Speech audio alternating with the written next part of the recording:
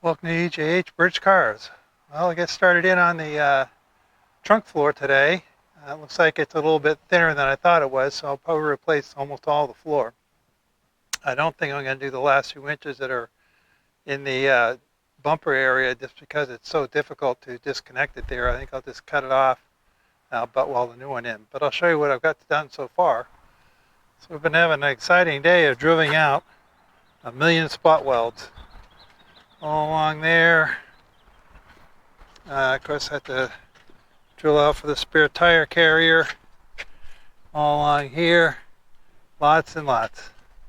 So what I found is, this is the obvious holes are in here, but if I came along here and cleaned up, there's a lot of holes here, and this is very thin. So what I'm thinking is, I'll probably come maybe a ½ inch shy of this rib here and fit a new section. Whether I haven't decided whether I'm going to try and I could make my own section, but I want to see what they'll charge just to buy one, because this is a lot of work. So we'll see. I got this off. This was interesting. This is the plate that goes in here, and when I took the fender off, there was a big hole and a punch right here. And when I got in here, look, this is lead. And when I look in here, this surface, you can't see it because it's rusty, but this is all undulating. There's crash damage here, or some kind of damage, and whether it might have been something happened in the factory, you know, when it's still just a body in white or something, but they just basically leaded it in, and then that was it. And, you know, you can see that it's the one spot where the paint didn't crack on this car is where the lead was, so. But this section right here was punched way in, and there was lead in here. I had to chisel it out.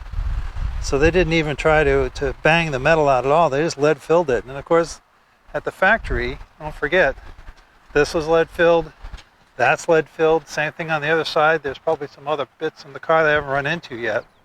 So I think this happened at the factory, because I just can't imagine it being lead filled in a repair shop, particularly if, you know, anything that happened after about 1960. Now, this is 1955. I'm not sure if they had Bondo in 1955 or not, to be honest. But the fact that they didn't try to take any of the dent out or anything is kind of odd. And of course, the capture nut on this bottom was just spinning, so that wouldn't come off. And of course, it's spot welded up here. So spot weld's not that big a deal to take them off. And of course, yeah, I've cleaned this up with a wire brush already. It was just filthy in there. Absolutely filthy. And we'll need to do the same on this side. This side has not been crashed, but there's a cage nut that's spinning, there are two more that are broken off. So, not today, it's getting late in the day, but we'll drill the spot welds off. We'll get this plate off.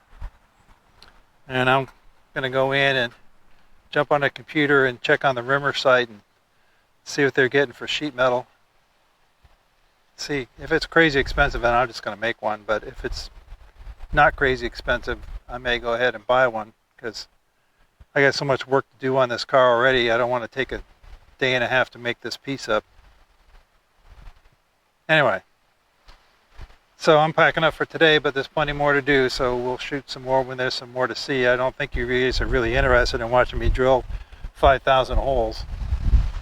So, but this is all loose now. You can see it's all loose along the sides, and I think I've got it disconnected from the spare tire carrier. We'll see. Well, it was an afternoon of hard work, but there's the trunk floor out and the inside of the spare tire carrier cleaned up, or stripped anyway. I still got to wash it, and then we'll paint it. I also need to straighten out the edges a little bit, but that's no big deal. So I'm going in now. It's been all afternoon just doing that. Not very exciting. Just, you know, flap wheel, strip wheel, wire wheel.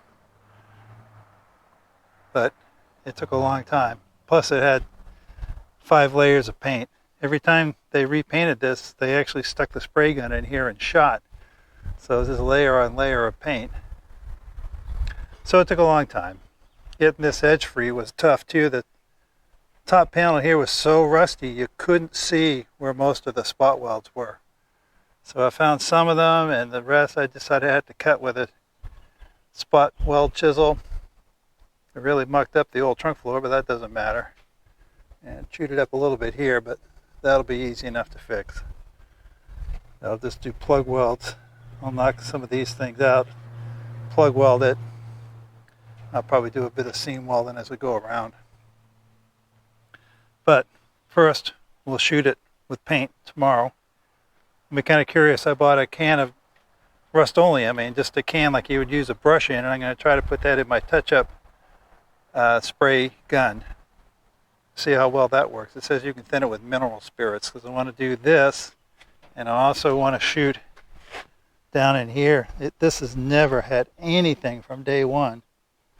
I did clean up this end a little bit where I could reach, but it goes all the way through. So we'll try blowing some Rust-Oleum through there. Can't do any harm.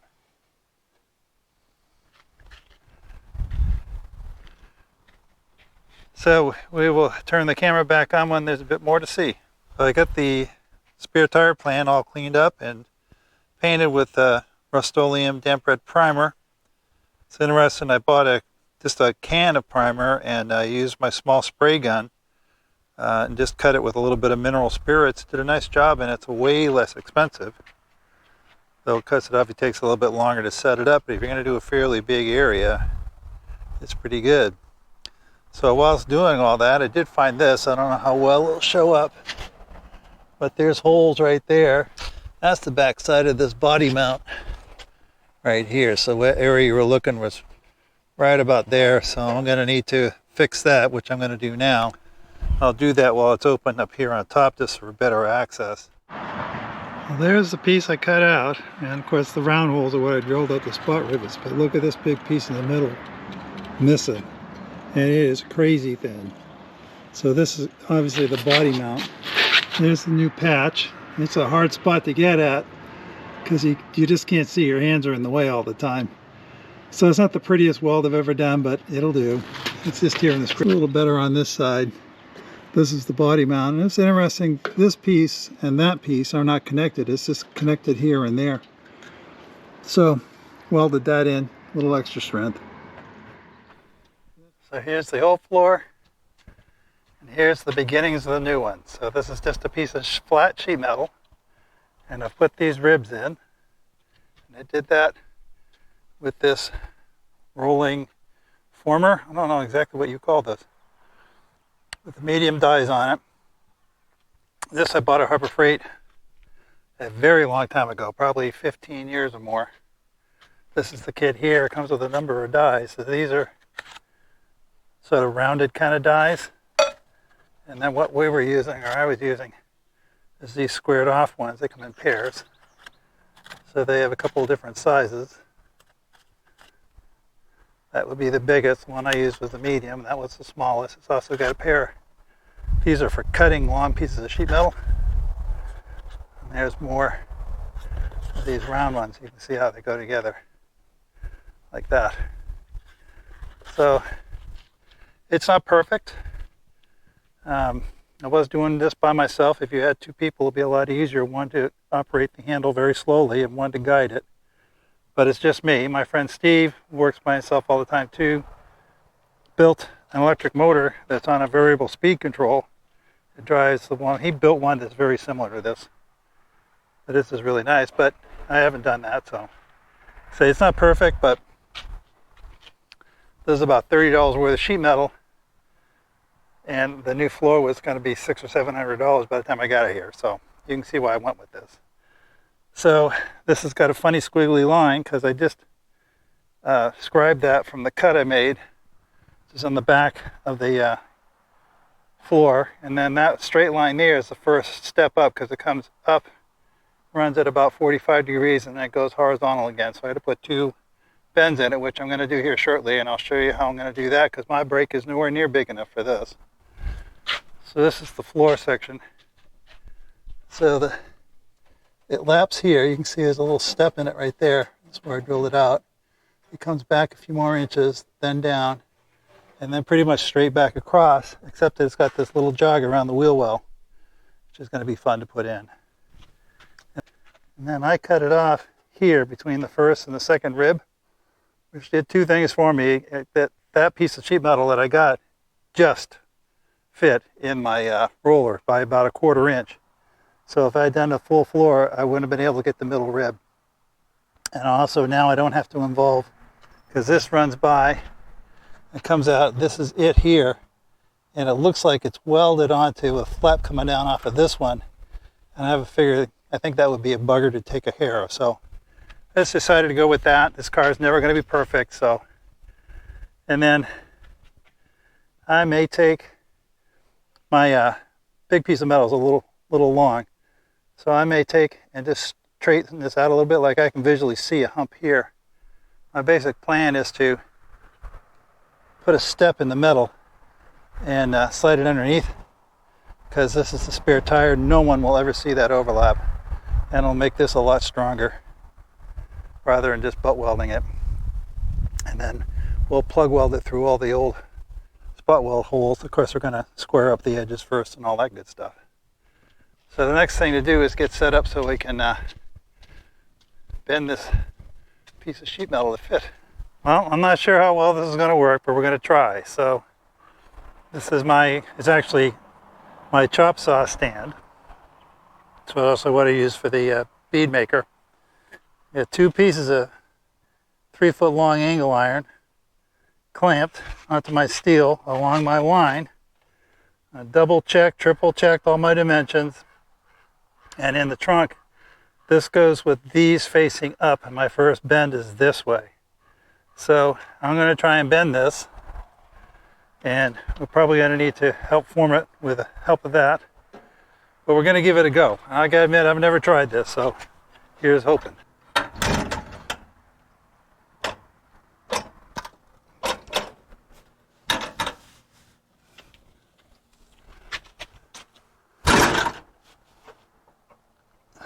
So far, so good.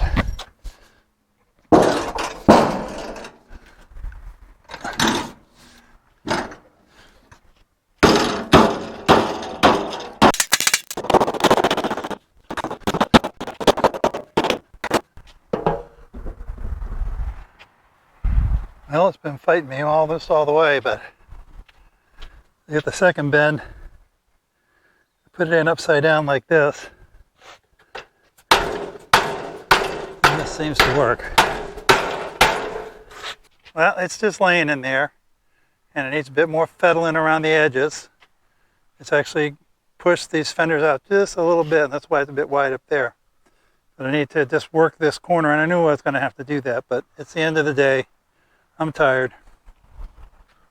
But I'd say that doesn't look too bad, considering. Those bends back there, those things were real tough to do. They really were. That's a lot of metal to bend when you don't have a proper brake. I suppose if I'd been thinking, I could have taken it to some sheet metal shop and just asked them to put 2 bends in it, but I didn't, and it's done, so what the heck. And I still need to trim this edge. This sheet is long enough, it's just coming to where this sheet comes down. But that's for another day. So I'm happy with how it looks, to be honest. And you know, I saved myself $600, so I got maybe $50 worth of sheet metal, but it's still a lot of money. And an afternoon's work. It took all afternoon, but I've fettled the new panel. So it is just laying in the trunk. It's not welded in or anything. But it's in, and it fits, and it'll fit pretty tight when it's done. And it looks good. This is where I'm going to have my seam. So I don't have to get involved with all this stuff out there. But it is a lot of work, I gotta tell you. Well, it's $600 for, you know, a replacement. Still would have had to put it in. Still would have had to probably fettle it a little bit. So, you know, I don't know what my time's worth, I suppose. I don't think it's worth $100 an hour doing this, but it's probably about what it figures out to, what I just paid myself to do that. Anyway, it's supposed to rain tomorrow. So I'm not quite sure when we'll get back to it, but the next thing to do will be to weld it in. I did transfer the bolts and the welded nuts on their plates. Those are for the gas tank straps. So those are all in, spot welded in. That was nice. So hopefully we'll have a little welding session, which will probably be a lot. There's a ton of holes in this thing there were 1,000 spot welds. No, not 1,000, but there's probably at least 100, and they'll have to all be plug welded. So we'll see you when we get started on that. Here it is, all installed, welded in and painted. And I painted the rest of the boot as well. But it came out pretty well. There's still a little more work to do in here before we put final paint in. Get a little spot putty here and there, cover up some of these rust pits, but other than that, I thought it looked pretty good. Here's the welded it into the wheel arch. I mean, it's got primer on it, so you can tell the primer's different than the rusty bit, but other than that, it looks pretty good. And I'll pick it up so you can see underneath. It's still a bit messy under here. I haven't really got it ready for paint yet. So we put it in, drilled the holes, got the gas tank attachments in. That's all in. This is still a little messy up here, but it'll look better when it's painted. I might what I've been doing is putting a little Bondo on the seam just to fill up some of the gaps, because this thing was really, there were 1 million spot welds, and by the time I drilled them all out, it was a pretty frilly edge, so to speak. But it's all in there, looks good. And I still need to go through and fix this panel and put it back. We got some holes here to repair on the edge of the spare tire. Need to just throw some paint in there too. But overall, not bad. It took several days to do it because I usually work more than 3 or 4 hours in a day because, you know, I'm retired. But still, pretty good. I'm happy with it. I hope you enjoyed all that. Don't forget to like, subscribe, join, comment, send it off to your friends. And we'll see you next time.